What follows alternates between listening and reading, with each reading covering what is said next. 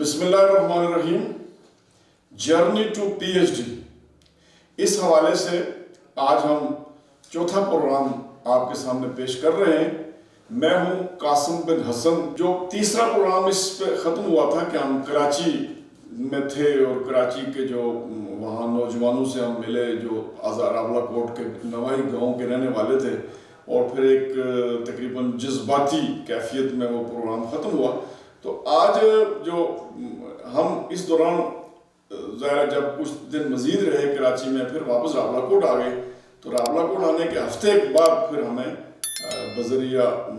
ٹیلی phone ہم نے معلوم کیا سندھ یونیورسٹی سے، تو ڈاکٹر سعدیہ نسیم نے یہ خوشخبری سنائی کہ آپ تینوں حضرات کے جو ٹاپک ہیں وہ ریسرچ کے لیے منظور ہو گئے ہیں، بورڈ آف اسٹڈی کے اجلاس میں پیش ہوئے ہیں، اور یہ تینوں ٹاپک جو ہے وہ منظور ہو گئے۔ سو آپ جہاں بھی ہیں اپنے اپنے اسٹیشن پہ لائبریریوں سے رابطہ رکھیں اور کام شروع کر دیں، اپنی ترتیب سے اس کام کو آگے بڑھائیں، اور جتنا جلد ممکن ہے آپ سندھ یونیورسٹی ایک بار پھر آئیں۔ کچھ دن بعد پھر چھٹی لے کے وہ ترتیب قائم کر کے پھر ہم ایک بار پھر سندھ یونیورسٹی پہنچے، تو وہاں پتہ چلا کہ ہمارے جو شاہد مختار صاحب ہیں جن کا ہسٹری کا جو خاکہ تھا تو اس کے جو وہ منظوری ہوئی ہے، اور ڈاکٹر ممتاز بھٹو، یہ نام سے تو مردانہ نام لگتا ہے لیکن یہ جو خاتون پروفیسر تھی شعبہ ہسٹری کی، تو ڈاکٹر ممتاز بھٹو ان کی گائیڈ مقرر ہوئیں، اور شاہد مختار صاحب نے ان کی نگرانی میں اپنا مقالہ لکھنا تھا۔ اور پھر ساتھ یہ بھی معلومات ہوئیں کہ شاہد مختار صاحب جب شعبہ ہسٹری میں گئے تو وہاں جب ان کو یہ بتایا کہ میں راولہ کوٹ آزاد کشمیر کا ہوں، تو انہیں یہ بتایا گیا کہ راولہ کوٹ آزاد کشمیر سے تو ہماری رشتہ داری بھی ہے، اور پھر انکشاف یہ ہوا کہ ہمارے راولہ کوٹ کے جو ایک بہت بڑے علمی، ادبی اور مزاح نگار شخصیت ہے کبیر صاحب، سردار کبیر صاحب پوٹھی بالا والے، تو ان نے شادی کی ہے وہاں ایک پروفیسر مرحب قاسمی صاحبہ سے، تو سو وہ ہماری جو بھابھی، وہ انہیں بتایا گیا کہ یہ تو آپ کی بھابھی یہاں پہ ہیں، تو ہم نے شاہد صاحب سے مذاق کیا کہ اب تو آپ کو رشتہ داروں کے یہاں آپ کی رجسٹریشن ہو گئی ہے، تو اب تو آپ کی ایم فل ہونی ہے۔ خیر، ہمارے ظفر صاحب، ظفر حسن ظفر، ان کا ٹاپک بھی اپروو ہو گیا ایم فل کے لیے، اور ڈاکٹر سعدیہ نسیم ان کی گائیڈ مقرر ہوئی۔ میرا ٹاپک پی ایچ ڈی کے لیے اس کی بھی منظوری دے دی گئی، اور ڈاکٹر سعدیہ نسیم جو ہیڈ آف ڈپارٹمنٹ تھی، انہوں نے پی ایچ ڈی کے اس کی نگرانی، یعنی میری نگرانی، میرے ٹاپک کی نگرانی بھی انہوں نے کرنی تھی، یہ طے پایا۔ اچھا، اب جب ٹاپک ایک تو ہوتا ہے نا خاکہ مرتب ہو جائے اور خاکہ اپروو ہو جائے، تو خاکہ اپروو ہونے کے بعد پھر گائیڈ کے ساتھ بیٹھتا ہے بندہ اور وہ تفصیلی بات چیت کرتا ہے، گائیڈ پھر تفصیلی اس میں نکات اس کے سمجھاتا ہے کہ تم نے یہ کرنا ہے، اور کچھ یہ اپنی معروضات بیان کرتا ہے محقق کہ میرے نزدیک یہ ہے اور یہ چیزیں میں اس میں لا رہا ہوں۔ تو جو میری نشست ڈاکٹر سعدیہ نسیم صاحبہ کے ساتھ ہوئی پی ایچ ڈی کے اس ٹاپک کے لیے، تو وہ نشست میں نے محسوس کیا میری جو کوتاہی ہے یا میں جو سمجھ نہیں پایا، تو انہوں نے پھر کہا کہ دیکھیں آپ نے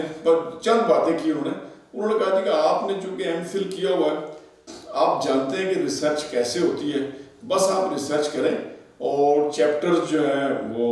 آپ نے خود ہی تعین کیا ہوا ہے، ان چیپٹرز میں تھوڑی سی تبدیلی، انہوں نے کہا کہ بورڈ آف اسٹڈی میں ایک صاحب نے تجویز دی تھی کہ اس چیپٹر کو یوں سے یوں کر دیا جائے اور اس چیپٹر کو نکال دیا جائے، تو اور یعنی کچھ انہوں نے تجاویز اس طرح بیان کی، تو خیر میں نے کہا یہ تو خیر ٹھیک ہے، جب ہم لکھنے کے لیے آگے بڑھیں گے تو خود بخود کچھ خطوط جو ہیں وہ نئے سامنے آتے ہیں، کچھ پہلو نئے سامنے آتے ہیں، کچھ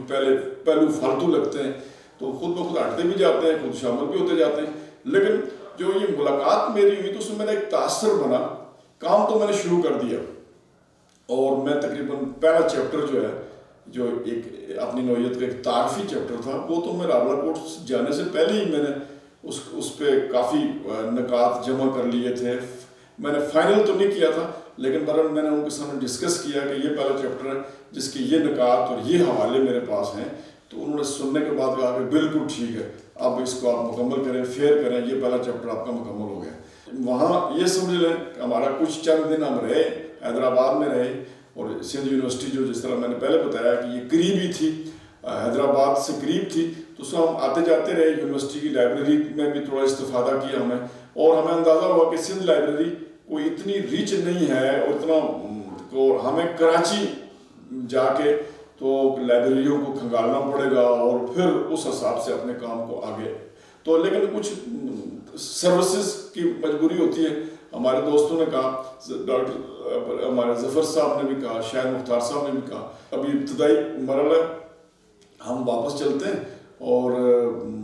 ہم چند دنوں کے بعد پھر واپس آ گئے۔ واپس آئے تو میں اپنے اس پہلے چیپٹر پہ کام کرتا رہا، لیکن کام کے دوران میں کوئی بددل سا ہو گیا۔ بددلی میری یہ تھی کہ یعنی اس کام جو میں کر رہا ہوں، تو یہ کام تو سارا یعنی ظاہر محقق خود ہی کام کرتا ہے، کوئی اس کی مدد تو نہیں کرتا، لیکن اسے اس بات کا اعتماد ہو کہ میرا گائیڈ جو ہے وہ واقعی مجھ سے بہتر، اس کا تجربہ بھی ہے، اس کی تعلیم بھی ہے، اس کا ویژن بھی ہے۔ تو میں معذرت کے ساتھ یعنی مجھے کچھ اس طرح کی کیفیت میری ہوئی کہ مجھے یہ لگا کہ وہ میری گائیڈ نہیں ہے،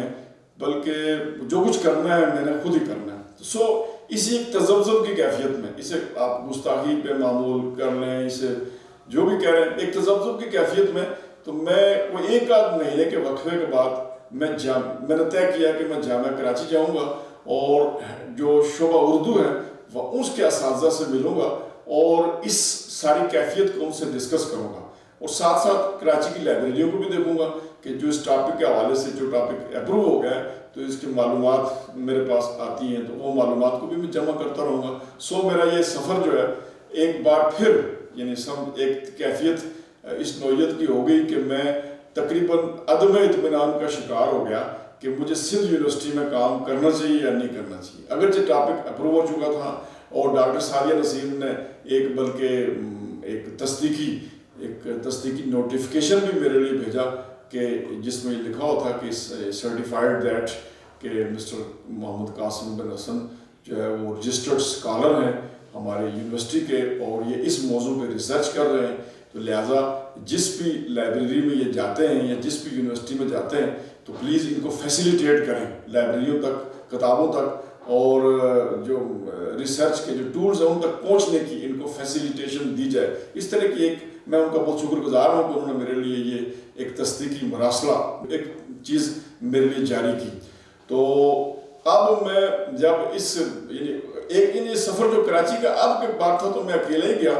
ٹرین کے ذریعے گیا، اور اس سفر میں میرے دو نکات میرے سامنے تھے۔ پہلا نقطہ یہ تھا کہ میں جو ٹاپک میرا اپروو ہوا ہے، اس ٹاپک کے حوالے سے معلومات میں جمع کروں، کتابیں دیکھوں، مطالعہ کروں، نوٹس بناؤں، فوٹو اسٹیٹیں کرواؤں، کتابیں خریدوں، جو بھی ہے وہ میں کام کرنا ہے۔ ایک تو یہ میرے نزدیک تھا۔ دوسرا میرا نزدیک یہ تھا کہ آئے ہم دیکھیں کہ ہم یہ کراچی یونیورسٹی والے کیا رہنمائی کرتے ہیں۔ جب میں کراچی یونیورسٹی پہنچا اور تو پتہ چلا کہ ان دنوں پروفیسر سحر انصاری صاحب ہیڈ آف ڈپارٹمنٹ ہیں، اور یہ معروف شاعر بھی ہیں، معروف نقاد بھی ہیں، اردو کے بڑے بلند پایا جو ایک استاد بھی ہیں، اور بہت سارے ان کے تعارف جو ہے لوگ جانتے ہیں۔ پروفیسر سحر انصاری صاحب سے میں نے ملاقات کے لیے اردو یونیورسٹی کے جو شعبہ ہے اس میں گیا، تو یہ پہلی منزل میں نے گراؤنڈ فلور سے فرسٹ فلور سے شاید سیکنڈ فلور پہ جا کے پھر اردو ڈپارٹمنٹ آتا ہے، جس بلاک میں یہ اردو ڈپارٹمنٹ ہے۔ تو میری خوش بختی ہے پروفیسر سحر انصاری صاحب اپنے دفتر میں موجود تھے، تو میں نے اجازت لی کہ سر میں آزاد کشمیر سے آیا ہوں، تو میں آپ سے ملنا چاہتا ہوں، بات چیت کرنا چاہتا ہوں۔ تو انہوں نے کہا آپ تشریف رکھیں، میں ایک چھوٹا سا کام میں کر رہا ہوں، تو اس کام کے بعد پھر مجھے پھر اور کوئی مصروفیت نہیں ہے، تو پھر تفصیل سے بات کریں گے۔ آپ کافی دور سے آئے تو آپ کی بات کو تو سننا چاہیے۔ تو انہوں نے مجھے بٹھایا، اور